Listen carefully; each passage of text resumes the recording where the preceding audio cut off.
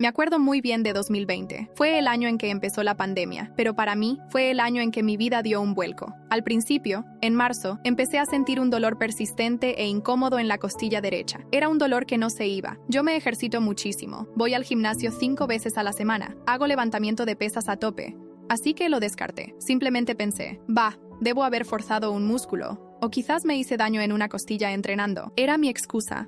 Mi falsa seguridad. Recuerdo habértelo comentado varias veces, pero yo misma estaba en negación. Soy enfermera, debería haberlo sabido mejor, pero lo achacábamos todo a nuestra rutina de ejercicios. Estoy segura de que mi historia te inspirará a no posponer la vida, y me encantaría saber hasta dónde ha llegado mi historia. Así que comenta aquí abajo en qué ciudad o comunidad autónoma la estás escuchando. Vamos a difundir este mensaje juntos e inspirar a otras personas. Y ese dolor en la costilla se quedó ahí, como una sombra, hasta julio de 2020. Fue entonces cuando fuimos a hacer una ruta de senderismo, un sendero precioso en Colorado, y el contraste fue brutal. En medio de aquel paisaje increíble, no podía seguir adelante.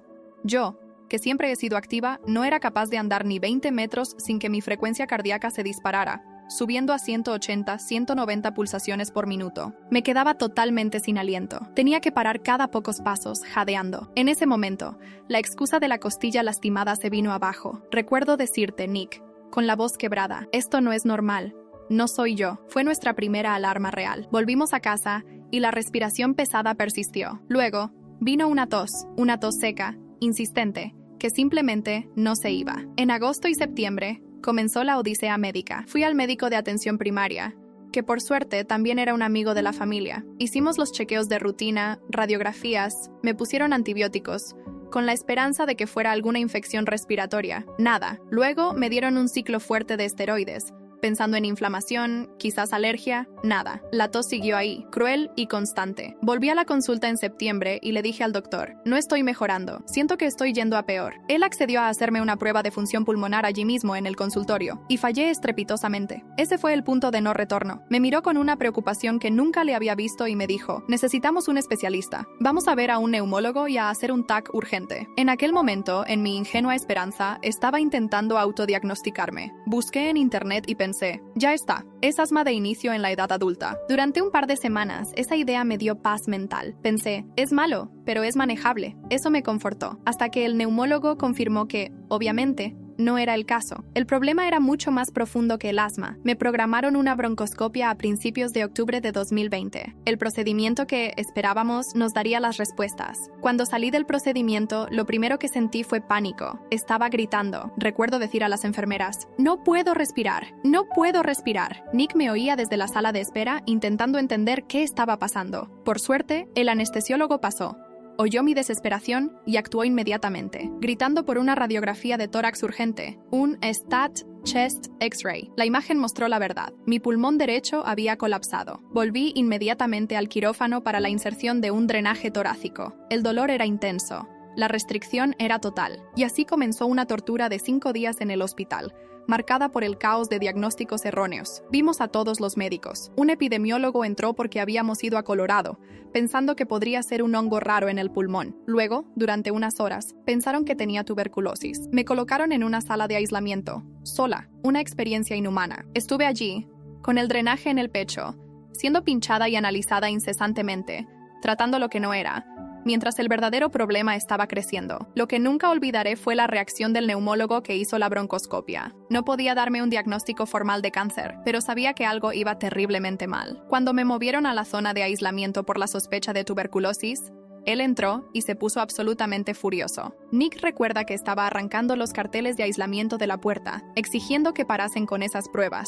Vio la miseria en la que estaba y la ineficiencia del sistema. Aquel médico, en su frustración, fue nuestra primera señal de que la cosa era grave. Aún en el hospital, en medio de esta confusión, tuvimos las primeras pistas. Nuestro médico de atención primaria nos buscó. Dijo que había algo ligeramente fuera de lo normal en las imágenes. Mencionó algo que parecía crecimiento óseo. Y más tarde, un oncólogo pasó por mi habitación sin haber sido llamado por mí. Las piezas empezaron a encajar, pero nos estábamos agarrando a todas las otras posibilidades que nos daban. Seguro que no es eso.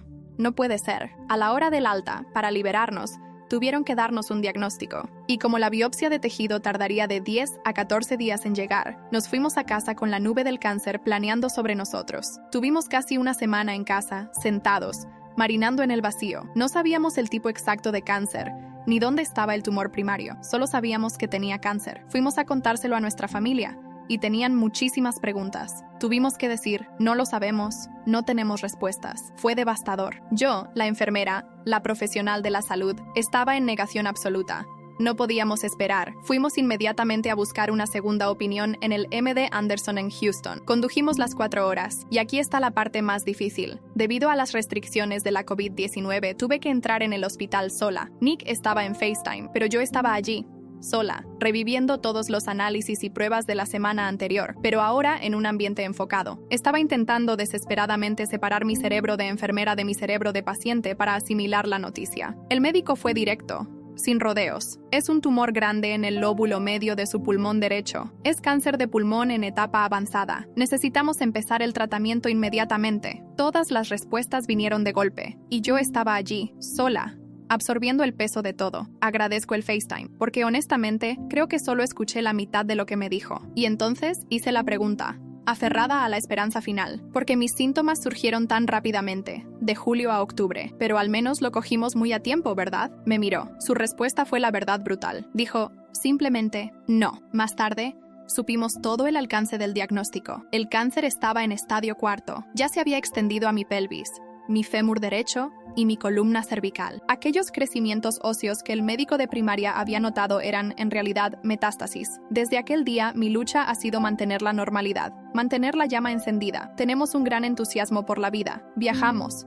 Hacemos las cosas que amamos. Vivimos. Y esa es la lección. ¿Cuántas veces piensas, ay, cuando me jubilé, viajaré, haré esto? La verdad es que no todo el mundo tendrá esa oportunidad. No sabemos qué nos depara el final del día. Así que no esperes. Vive cada momento.